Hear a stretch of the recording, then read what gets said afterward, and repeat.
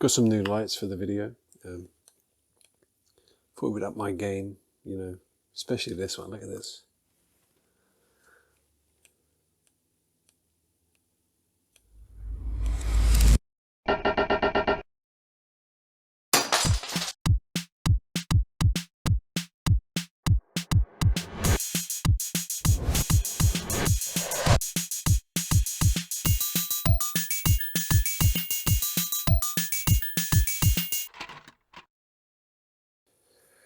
This episode has been brought to you by Poundland. They haven't actually sponsored me, but I did buy a lot of stuff there this week.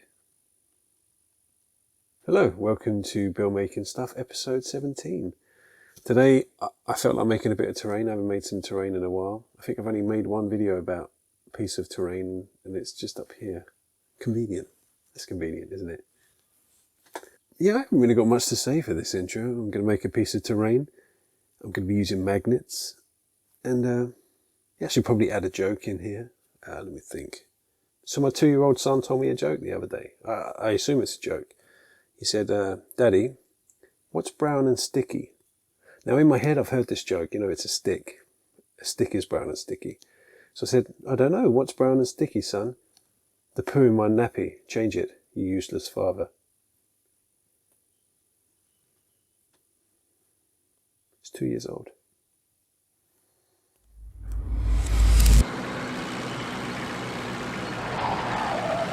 Hello everyone, and welcome to Bill Making Stuff, episode 17. How's everyone doing? Stop it, Bill, you're not a nice person. So this truck called out to me in Poundland, and I thought, I have to make this into a piece of terrain, so that's what we're going to do.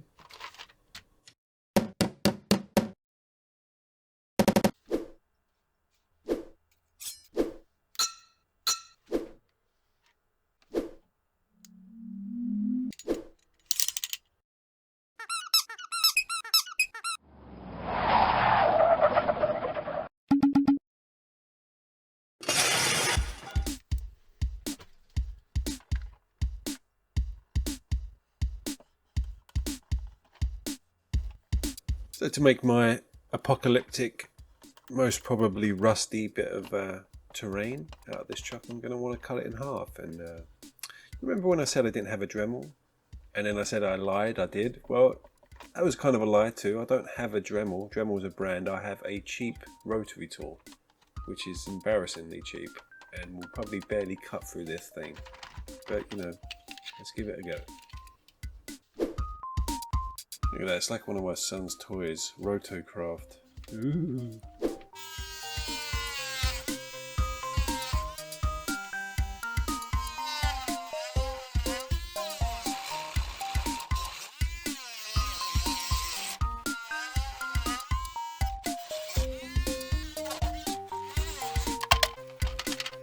So 5 weeks later and we're through. So I'm just moving it around, seeing what looks good. So I don't really tend to base my terrain, but I think I will for this. And I'm going to use these vinyl floor tiles out on the tiles. Wow. And, I saw this, I think I might have seen this in 52 miniatures. Use the vinyl floor tile as a base, and it doesn't warp with glue, so it's quite good. Plus it's got a sticky bit underneath. I don't know if that's useful or not.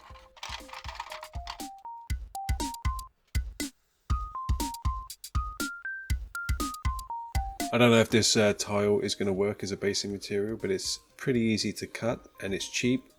And, I don't think the glue is going to warp it at all. I don't think so. But we'll give it a go. Plus you can cut it with scissors, which is good. Oh.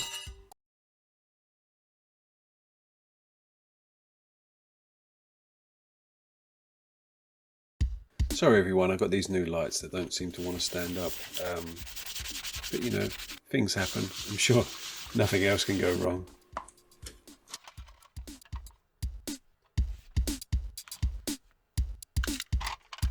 So I think the setting's going to be, my kind of scrap planet, the grimdark future. Everything's rusty, broken. And I don't think vehicles would have wheels left on them. Do you? I'll probably just scatter these on the base at some point. So the reason why I make apocalyptic terrain, and the reason why it's fun, is because you just get to mess things up. You just smash it, melt it, cut it, bash it, warp it like this and stick a knitting needle into it to make dents. It's fun.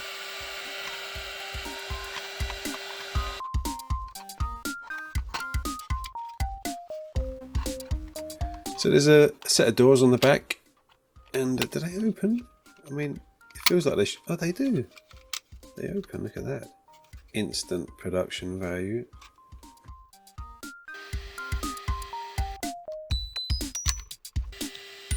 So these doors look like they've been pried open. Adds a bit of narrative. Looks like, people have been in there looking for supplies.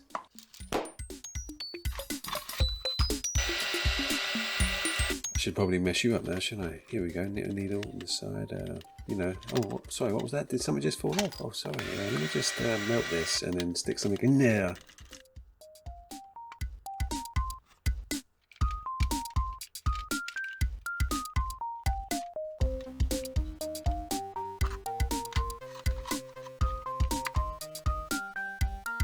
So what I normally tend to forget to do is to position my little 28mm guy in places, make sure there's enough room for him to slip through there, walk through there, or stand up there like a moron. He's such a moron.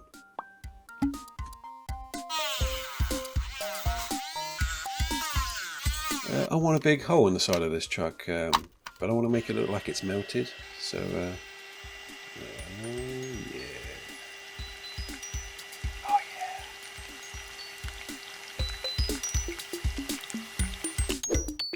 That's actually how it was sold on Amazon, as useless foam cutter. So I want to make some bullet holes all over this thing, because there would be. Especially a lot of bullet holes around the O, because I imagine people would use that as target practice.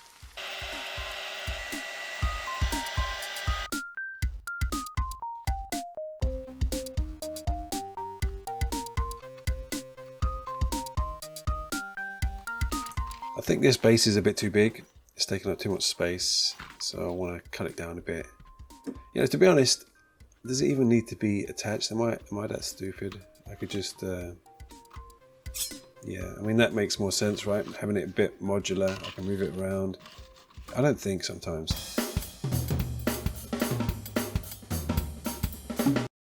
So it's springtime. The flowers are out, the bumblebees are out, and I took my son for a walk. And a big fat bumblebee flew over to us.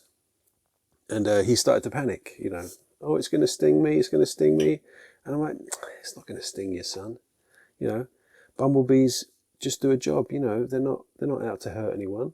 I put his mind at ease, and in my mind, all I could think was, yeah, but what about if that bumblebee is mental? He's the mental one in the hive. I picked him up when I left.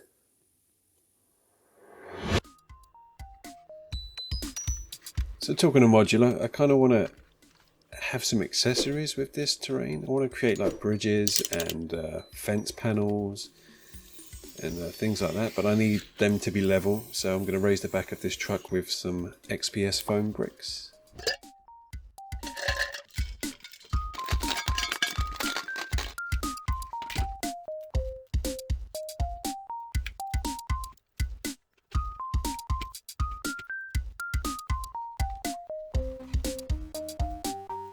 I feel I should warn you, there are several time lapses in this video. Nothing could be done.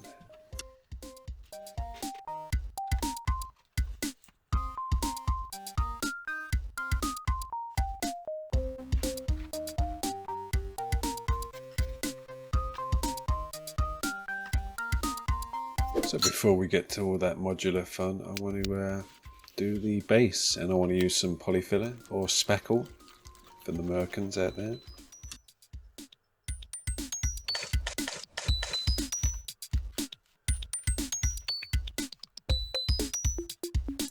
The best spackle tool of them all.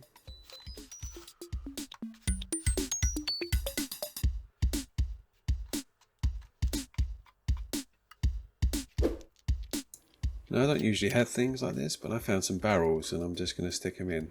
Now, I feel like a little bit of a cheat, like I didn't scratch build these barrels, but then again I didn't scratch build this truck, so whatever.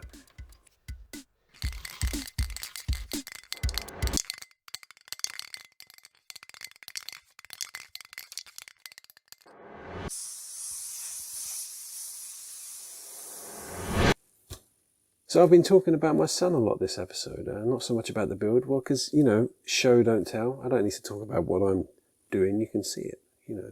I've also been speaking to a lot of people on Instagram, on YouTube, and there seems to be a lot of dad crafters out there. And I'm thinking, should there be a group for daddy crafters? Maybe not call it daddy crafters, but, you know, crafters who are dads. So I thought I should make like a Facebook page or a Discord group, you know, if only just to prove that we've had sex, at least once.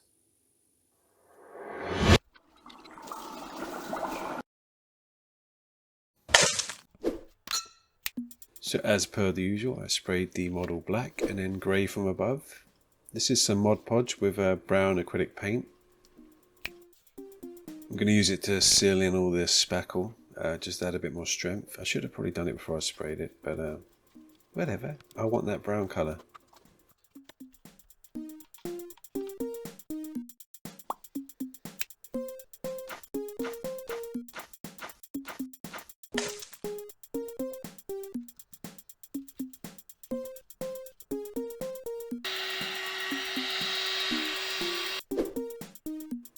And some rusty colour paint for my rusty undercoat. I mean, you knew it was coming, right? You knew it was going to be rust. How could I not make this rusty? So here's a lighter rust colour. I'm running out of this stuff. I need to get some more. And a sponge on a stick for when, you know, you need to sponge stuff from a distance.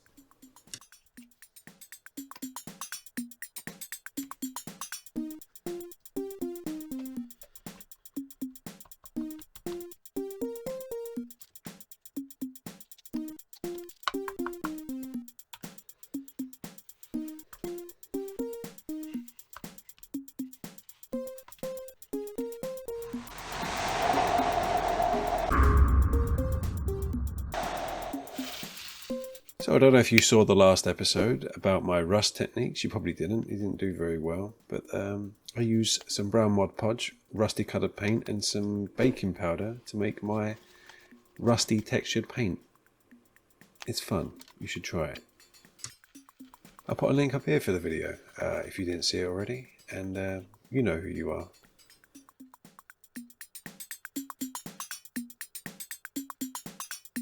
So this textured paint, you know, it dries very quickly for some reason. I think it's something to do with the baking powder. It makes everything dry quickly. But yeah, get it in there, get it everywhere. You can always paint over it.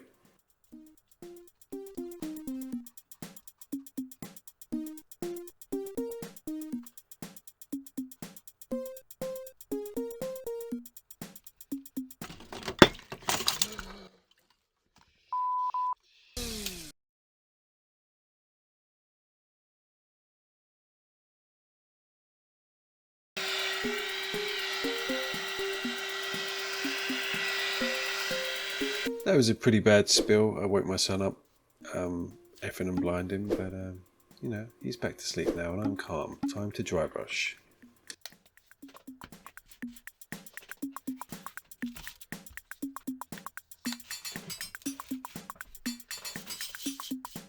Now look at all that lovely texture. Dry brush.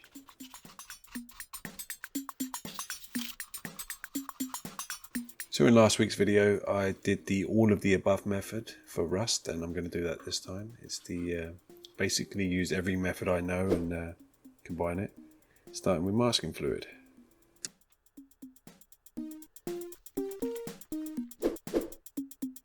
I don't know why I own this little sponge on a stick. Don't know.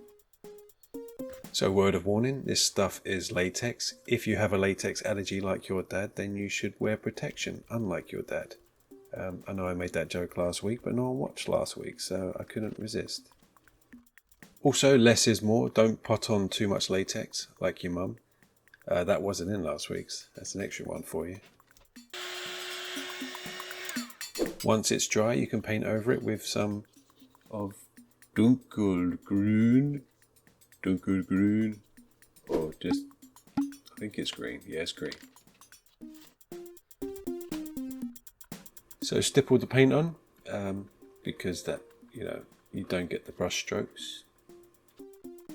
And also stipple to the edges, but not over the edges. It makes it look a bit rustier that way. And I did pop masking fluid over the edges, which was a bit of a waste. I never did say I was good at thinking and doing things, did I? So this is a kid's toothbrush. I'm going to use this to wipe away the paint on top of the masking fluid and expose what's underneath. This is one of the most satisfying stages in the build. It's like when you were at school and you used to take all the PVA glue, paint your hand, and spend ages peeling it off. It's like that. Yeah, you keep peeling until it exposes all the rust underneath, and the kid next to you in class will be like, "Hey Bill, you got rusty hands." And I'm like, "I know, John. I know." Shut up, John. Just me? No? No one else? Really? So this is my homemade brown wash. It's oil paint. I think it's burnt umber oil paint mixed with white spirit or mineral spirits for you Americans, and it's the best wash in the world.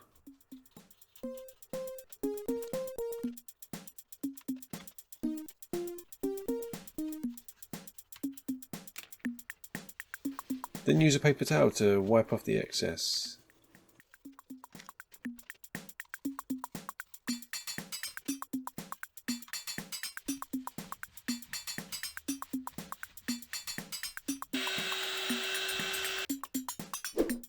Okay everyone, stand back. Bill is about to do some detail work with a fine brush, and I'm going to do rusty drips from these bullet holes.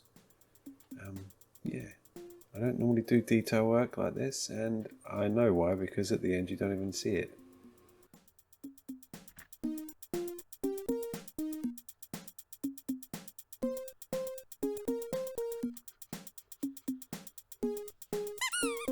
And here is my homemade pigment powder, rust coloured. This was in last week's video. I'll put a link up here again.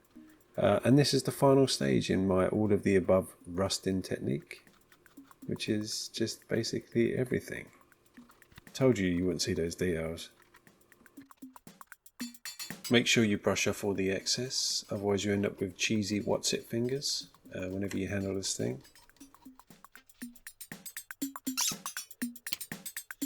And this is the darker pigment powder. It's brown. I'm going to use it for the darker rust at the bottom. You guys missed so much last week. And that's it. That's the final stage of my rusting technique. The all of the above. Look at that. You couldn't get much rustier than that.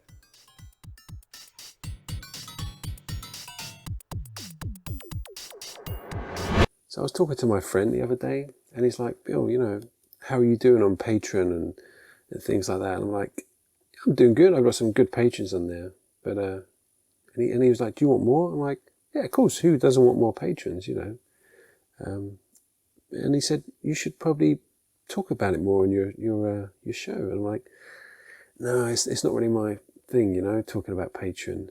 I don't like to mention that the link's down there and you can click. It's not really my thing."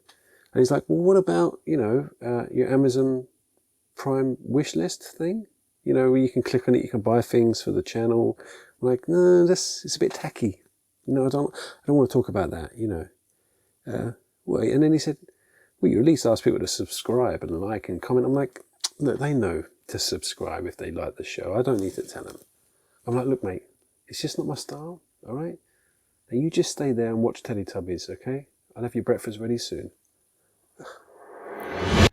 So I'm going to flock the base of my model, and I don't usually use bases, which means I don't usually flock, but I have this big sherbet lemon tub full of sharp sand, and it's like builder's sand with stones and bits of grit in there, and I figured it might make a good base. I can always paint it later and add more.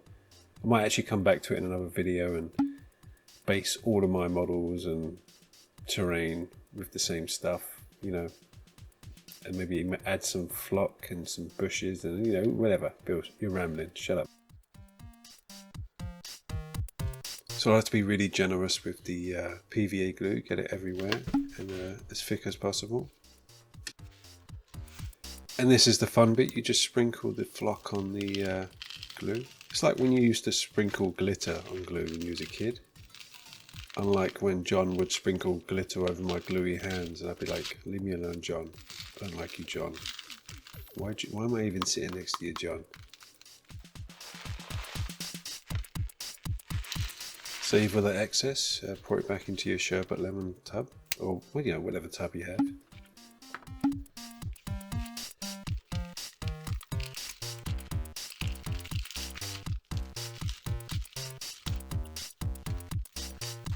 So we want to seal this sand in. We don't want it to come off every time you take it off the shelf. So we're going to use some watered down PVA glue or Mod Podge and just basically soak the whole thing in it with a pipette.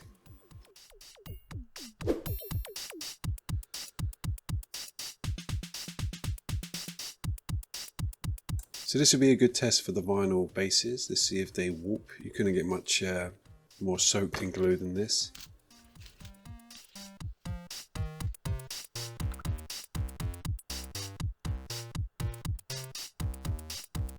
So you can leave this to dry overnight and you can sit there and watch it. I usually do as a treat, but today I think I'm going to move on to phase 2 of the build, which is modular fences and bridges. And I'm going to try this technique. This is a bit of Bill thinking for you. So I want some old wood that's been painted and it's cracked. And I figured, you know, if PVA glue stretches and warps card and wood, then would it stretch and warp the paint? Oh, it's a stick up.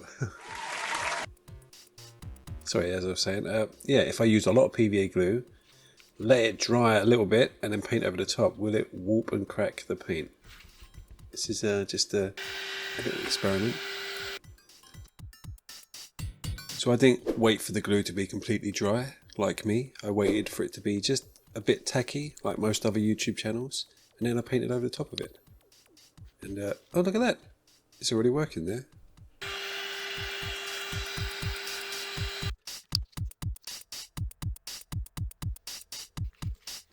And it's actually worked on this one, not the other one, but look at that, that looks pretty good to me.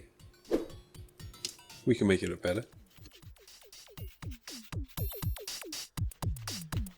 So I'm really happy with that. Look, I mean, things don't usually work. It's strange when it does. This one, not so much. That one can just, you can have that. But this... So I was on a roll. I had another idea. I thought, you know, maybe I could try some other kind of weathering technique for this. And I'm just going to basically paint a layer of acrylic paint and then burn it with the heat gun. Just heat it up so much that it bubbles and burns, and look, you'll see.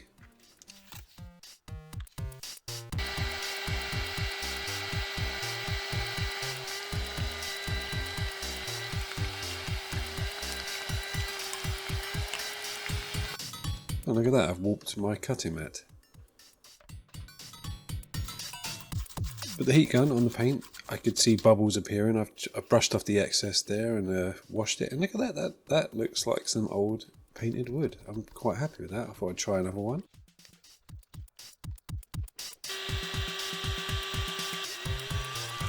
You know, it didn't really work as well, but I think I quite enjoy melting things. Is there a word for that? So along with this painted wood, I'm going to use these old rusty sheets of metal that I made in my last video. I'm sick of them sitting there judging me for making such a poorly received video. So I'm going to cut them up.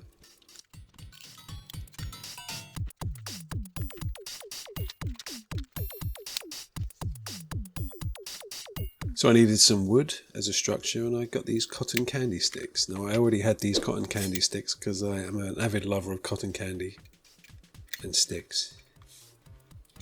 And I beveled the corners and chipped it and made them look weathered. So I received a package today and it contained these snips that were bought for me by Reinvented Modular. He bought them off my Amazon wishlist down below. Thank you very much. I have no idea what the original modeler was like, but the Reinvented Modular is a very nice guy. Thank you. So So I use a wire brush and a little mini Stanley blade, that's my son's by the way, to weather and bevel these little wooden stirrers to turn into wooden planks.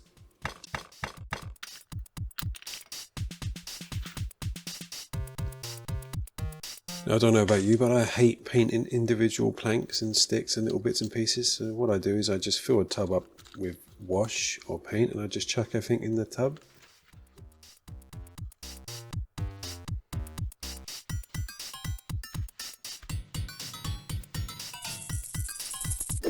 And here we go, this is like apocalyptic Lego. Let's just start putting this together. Yes, that is a glue gun. So the trick here is to be as kind of random as possible, like all these pieces have been salvaged, like, hey look, Bob, I've got this bit of rusty metal, can you add this to the fence? Alright then, I'll stick it right here. What magic is this? What is this sorcery? What? Oh, magnets. Oh, they're just magnets.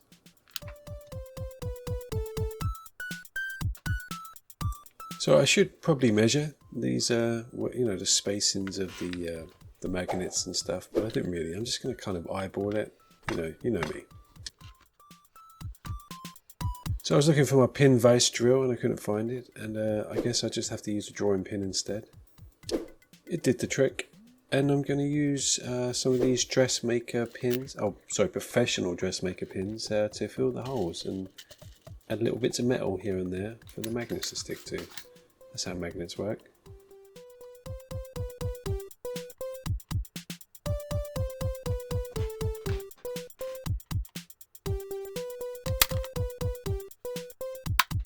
It's hard to tell on camera, but it actually sticks there. But let's give this a little test run with my little moron here. Is that fun?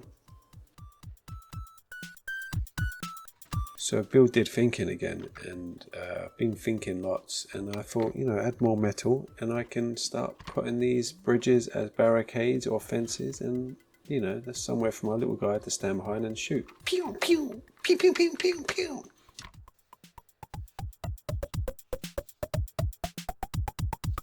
So let's turn those silvery pinheads into little rusty bolt heads.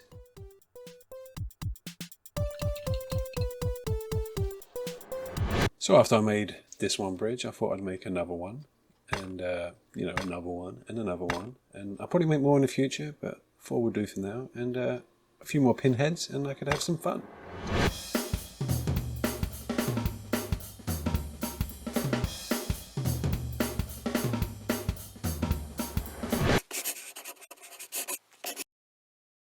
So here it is. Here's the here it is, and here it is. And here are the other bits, but yeah, I'm really happy with this. This is a nice bit of terrain. It's a perfect excuse for me to rust something. The wood cracking effect, I was quite proud of that. Maybe you should try that, let me know. It's been quite a long video, but hopefully you got something out of it. Now I have to go and watch something called Star Wars. It's for next week's video. I have no idea what it is or why. Episode 1, I mean, obviously you should start from the beginning, right? So that's it for this week. I hopefully see you next week. Something big next week. Big. Cue glamour shots. As per usual, a big thank you to my patrons. If there's anything I can do to make your lives better, let me know.